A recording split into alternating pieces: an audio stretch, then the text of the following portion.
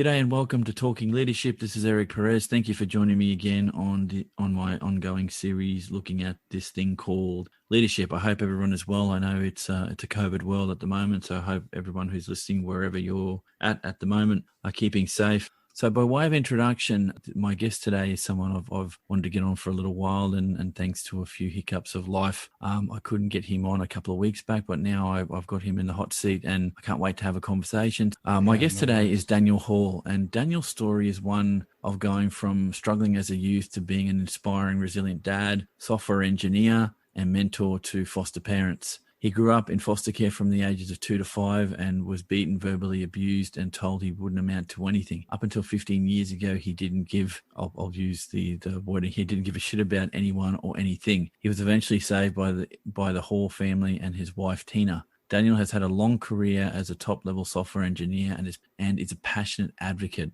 for fostering and adoption. Together with Tina, he has 6 adopted special needs children and says they have been and continue to be his biggest teachers. So in this episode, of course, I'm going to be looking at leadership from multiple lenses. So without further ado, I'd like to welcome to the podcast Daniel Hall. How are you, Daniel? I'm doing great, Eric. Thank you so much for having me. Mate, that's a hell of a background. So I guess when people say life can mold the person you are, obviously you've had a few lumps and bumps along the way, and that's putting it mildly. What in your mind of all of the elements that I discussed in your introduction here, what sort of got you on that pathway to thinking about leadership, mate?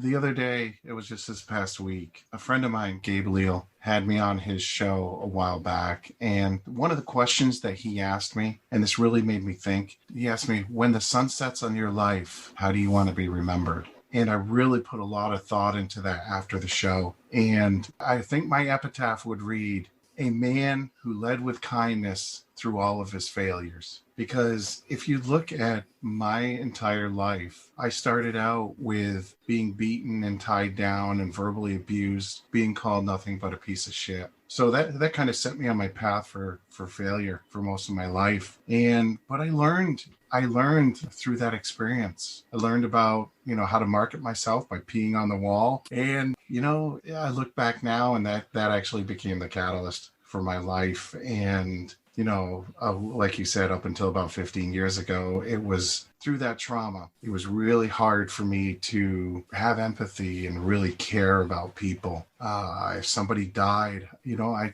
would just be like, oh, okay, somebody died. And, it would be hard for me to have those heartfelt feelings. And when I met my wife, Tina, it changed my life. I mean, we got connected through eHarmony, and they did a great job of matching us up because she just has this way of touching your soul. Daniel, you mentioned, I really like this word, empathy, and I think it means different things to different people. I mean, it has a strict definition of what it is. You can look it up anywhere, grab Google, and it'll give you what the definition of empathy is. But do you believe that empathy is a core component of good leadership? Oh, absolutely. Absolutely. The ability to be able to listen with more than just your ears is a powerful gift for people. And by doing that, listening with your heart, listening by visually seeing something and being able to use your gut to figure out things in life. And when you can empathize and really feel what people are feeling, it helps you to understand, especially in a leadership role, if you have somebody that's having a really rough time at work, there has to be a reason behind that. I know Stephen Covey says, seek first to understand and then to be understood. And that's powerful, at least in our house. And that starts at home. That's not even at the workplace. Because my wife and I really try to understand each other and understand our conversations with each other. We try to listen to our children, or, seeking first to understand, from a parent leadership role, what our children are going through at a certain period of time. Like if they're acting out, are they hungry? Are they hangry?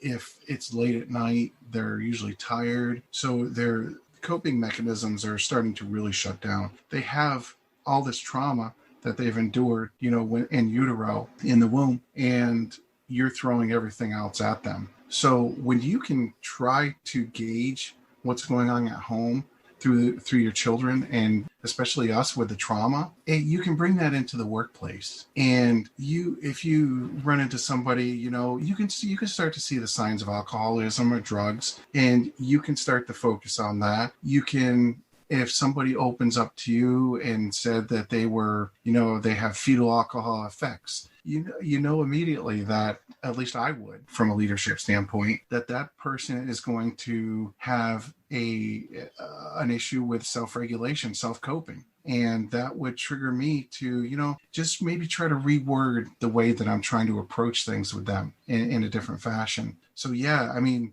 everything that we do at home and dealing with the trauma, that translates into really, really powerful skills, not only at the empathy level, but just overall being able to switch up how you lead with people. From a personal perspective, I could not agree more. I think there's a skill with leaders that over time you need to be able to spot some things in other people that aren't just about the work, to try and meet them at their level, particularly if people self-disclose that they've got certain things going on in their life. For those listening, Daniel is a software developer with Thera Manager, and he's also a founder and CTO of Impulse. And all of this is to do with data and programming. In your travels, and this goes to this foundation of what good leadership could look like, do you find that you've had to deal with stereotypes and issues in the industry you've worked in, Daniel? Absolutely. A lot of egos. A lot of people being very protective of what they've created, and for me that hasn't been the case. It's more of I absolutely love to write software. I've been doing it since I was 8 years old, and so that's 40 plus years for me. I always thought that was my purpose in life, but it's not. My purpose is to, reciprocate kindness. And I've really honed into that by the skills that I've learned growing up as a child, having my experience of foster care, being adopted by the Halls, and, now with my wife, Tina, and our children. I found that at least the balance for me is my software development. That helps me to self-regulate myself, really, because I go to work every day doing something that I absolutely love to do. And when you're doing something that you absolutely love to do for work, then you're having fun. So I get a little mini vacation every day. Just don't tell my wife, Tina, I told you that. I might get in trouble. You're going on vacation? Well, I only get 1 week of vacation. No, that's not the case. But I do find I found in my career that there's a lot of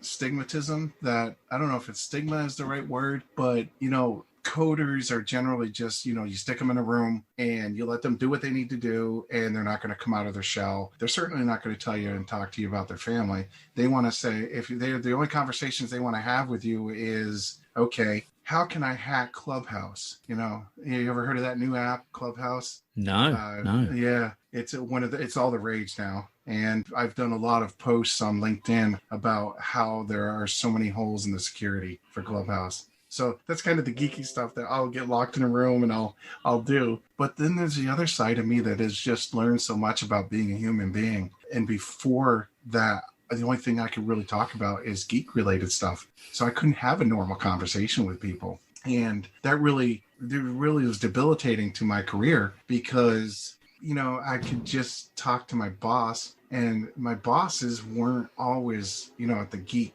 at the same level I was. So it'd be just like, whoa, stop. And it became very debilitating, especially when you're trying to move up the ladder and you're working with other people that think they know more than you, and you don't know how to approach it. So typical story of working the politics of work. Now, I'd get that, and I'm sure our listeners can relate to that. I guess one thing to note, and it's probably on not the top of your list of your achievements, because obviously it seems to me that family to you is front and center of everything that you do, and that's a good way to keep yourself grounded, and maybe more people should look at that as a recipe for a happy life. Only my perspective, of course, but the fact that you got to the point where you could become a founder of a business speaks a lot as to how much you can grow from any kind of role. So whether it's in the high-tech industry or any position, that you have to have a roadmap for getting through that. And what I've seen with previous guests that I've spoken to, and I'd like to get your perspective if I can on this, Daniel, is that as you travel through your career, you have to sort of almost give yourself permission to take a risk and move up and do something different to break whatever the mold is that you've got. And I think a lot of people never feel success in a career to the degree that maybe they could, because they've never allowed themselves to have a go and move up. Does that resonate with you, mate? Yeah, it sure does. I knew I got into the right field just because there was such a demand for developers in the world. And even at 8 years old, I was doing things that people weren't even dreaming of doing. And by the time I was 13, I was teaching college kids how to do their code. So it was, and this was at a little community college in Castleton, Vermont, in the US. It was at that point that I realized, I'm going to do something with my career. But when I got into my first couple of jobs, I felt like, just kind of feeling a little unsure about my skills. Because you're getting thrown into something new,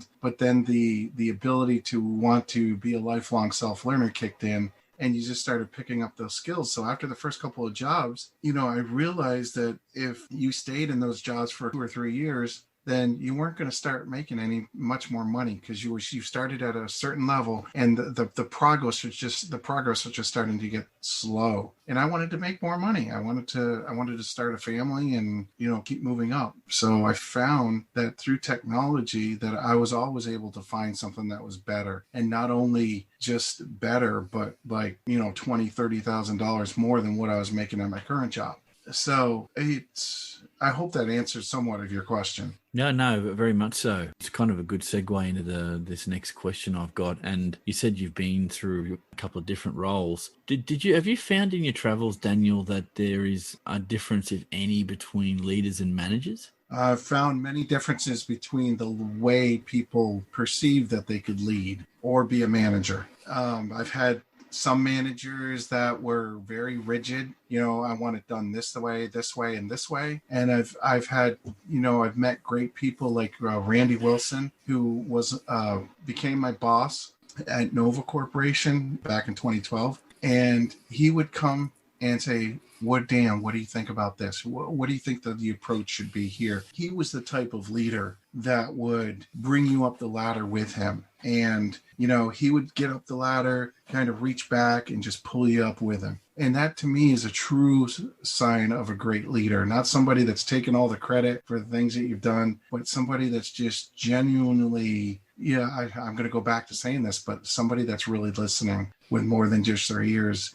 and has those empathic skills to be able to know that by asking me that, he makes me feel more important than him, because it makes me feel like he's relying on me and he's taking my word at face value. And that to me is a sign of a great leader, because that really just pushes the envelope when it comes to not only somebody having that confidence in themselves, but having confidence in the person that's leading them. When I was first in more professional roles outside of university, when I started my work career, which was in the federal government here in Australia, which was a foundational thing for me. And I learned a lot from being in those roles, that the better managers and the better leaders that I interacted with were the ones that gauged your opinion. They may not have acted on your views, but just the process of seeking a view is enough to get some people going, wow, this person actually gives a flying, what about my opinion. And it's not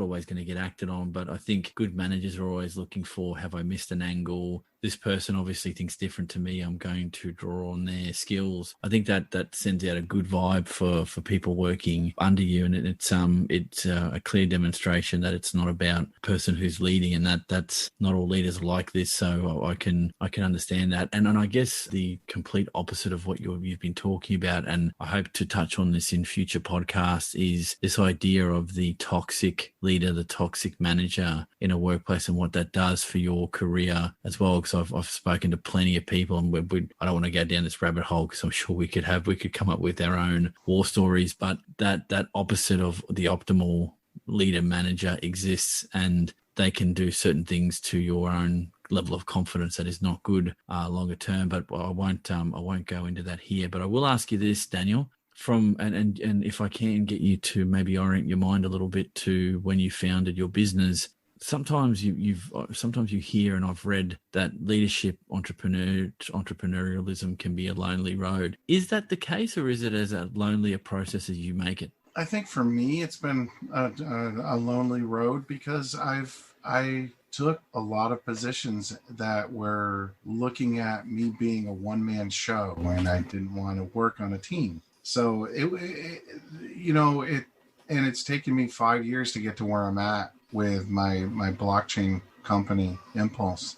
And part of that was just being able to let go, and trust. If you go back to my upbringing as a child, it's being able to trust somebody else with your life and being responsible the way that your business is going to navigate, just being able to find that right person to help you navigate that. And I think that's probably one of the loneliest processes to go through is, being able to find and get those right people on the bus, so to speak, out of the gate. And once you do, Dwayne Me Too is one of those people. Dwayne just, he believed and from day one, and just, he helped drive that bus. And, that's where we're at today. And I think, a lot of it has to do with building a team that you can trust. It sounds like you had a few of your own issues trying to open the door of the bus to start with. Yeah, I did. My own personal issues of just being able to trust people.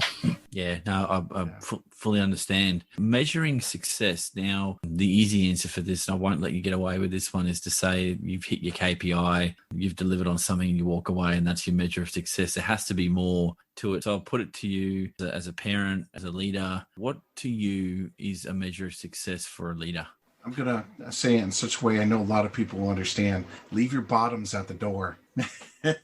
So what that means is leave your bottom line at the door. When you're first starting to build a relationship with somebody, don't go into it thinking about how much you're going to glean from them. Go into it with the sole purpose of building a solid relationship with people, and not with what your ROI or return on investment is going to look like, but your return on customer value. Because those customers coming back to you are going to be what makes you successful at the end of the day. So it's not going to be your KPIs, your key performance indicators. It's going to be those customers that are going to keep advocating for you, your product, and give you that free word of mouth marketing. That response is not inconsistent with what most people will talk about. I mean, you can't get away from delivering on your bottom line stuff because you've got to make a dollar. But what you're talking about is customer loyalty, business to business loyalty, relationship networks. Being successful in that is not easy to capture in a KPI, other than to say, if your business is growing and booming, you must have had some mix of those things in the right proportion that are pushing the business forward rather than stagnating, I would suggest. Daniel, leader capabilities. So I won't try and guess what you think the critical ones are, but you've been around the block. You understand what the world of work is. What in your mind are the critical leader capabilities people should be thinking about? Definitely first and foremost is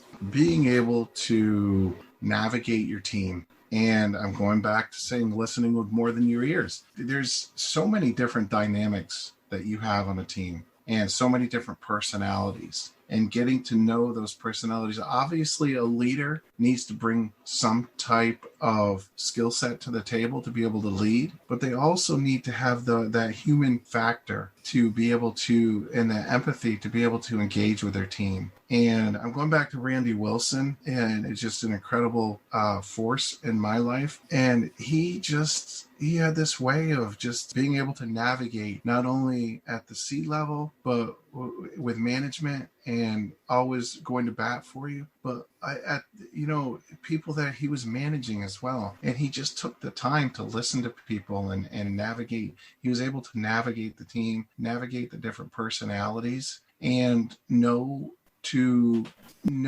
when to lean on his team when he needed the solid answers. He hired for people, and this is another one. Hire people that know more than you. Have that trust to hire those type of people that you can lean on. Because if you just want to be a manager and you want to take all the credit, that's not gonna do anything to you. You're gonna build a team, and then you're gonna lose a team.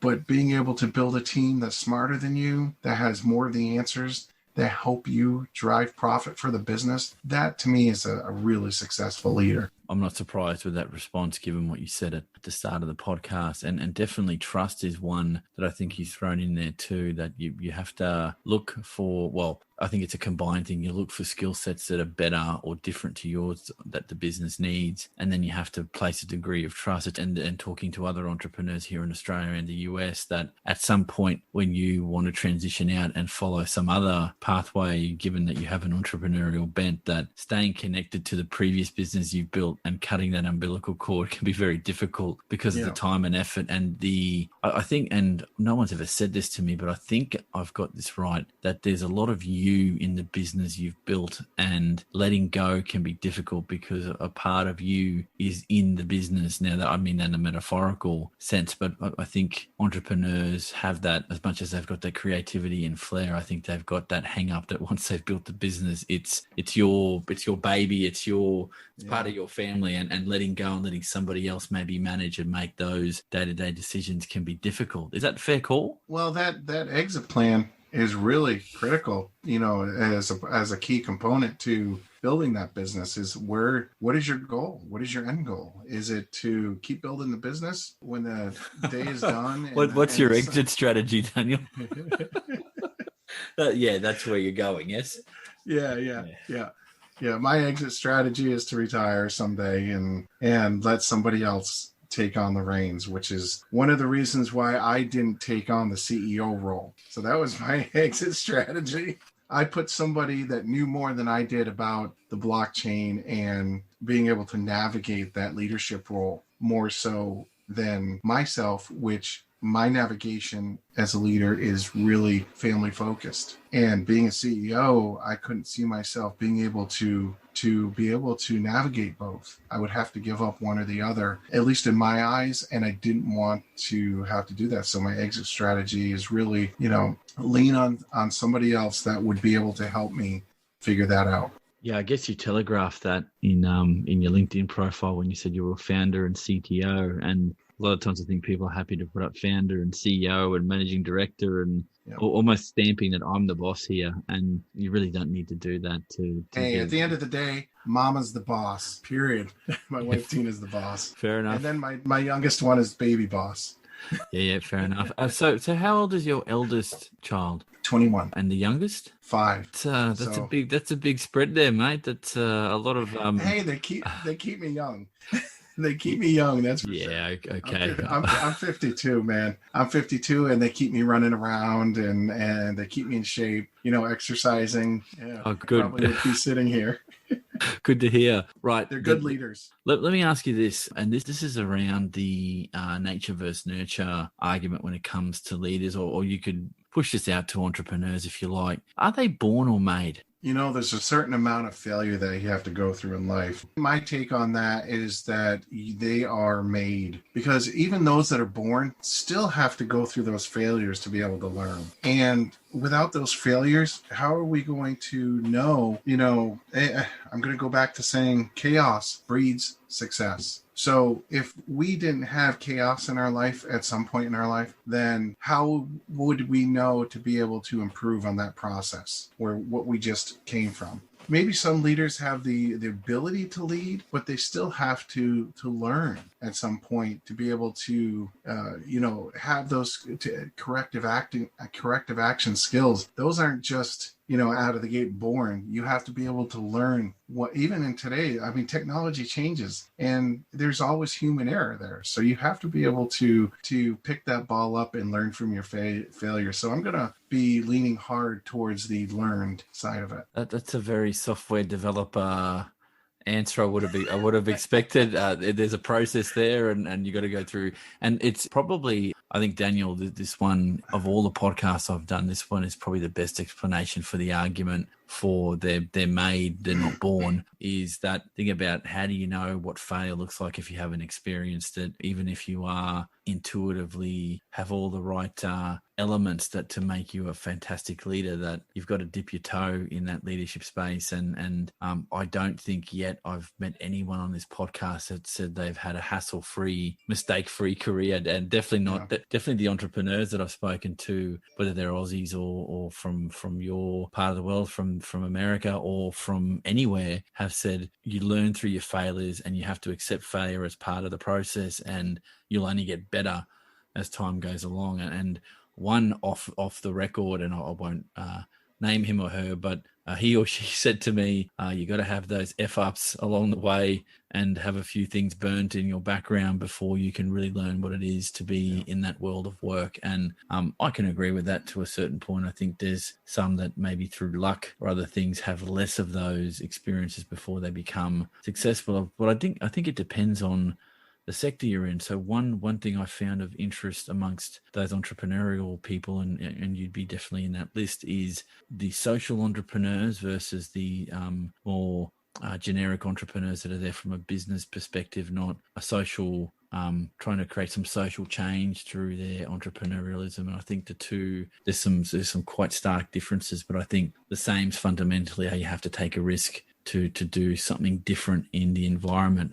So for example, the entrepreneur that wants to set up an ongoing, let's say, software business, and I'm not using you as an example, but it's the only thing that comes to mind, that you've got to take some risks and you've got to build that business, and it's that profitability and longevity thing that will be driving you, as well as innovation and some other things. Whereas the social entrepreneur is about how can I fix a problem from a societal perspective, and their drivers are a little different, but they're still driven by what's probably the nicest term here, a gap in the market or a gap in the system that needs to be addressed. Does that ring true for you? Well, for me, I would be looking to find somebody that would help me answer that question. Right. Okay. As an entrepreneur, I would be like, okay, I'm outside of my comfort zone. I need to find somebody that's going to be able to help me fill that gap, quote unquote. Yeah.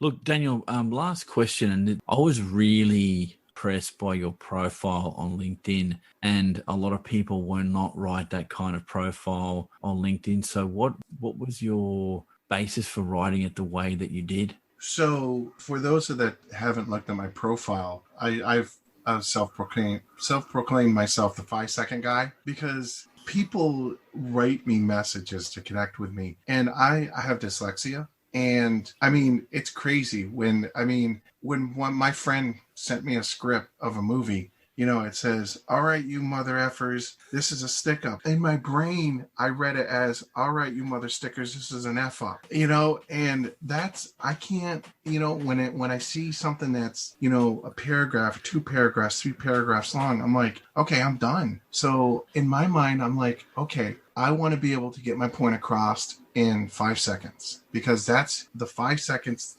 that's usually all I can handle with my brain. And so with my profile, about me in 5 seconds. So I let people know it's going to take them 5 seconds to read it. I was a survivor of severe abuse in foster care. I've had a great software development and graphic design career. And now I'm a dad, award-winning dad of 6 adopted special needs children. So in a nutshell, in 5 seconds, they've learned everything about my personal life growing up, my career, just enough to get them interested that I'm in software development and I can do some graphic design. And from a social perspective, right there, we have special needs children, and that requires a whole different level of parenting and different skills than just your normal parenting. And it's not just the skills. I mean, we've lost friends over becoming foster parents and adoptive parents.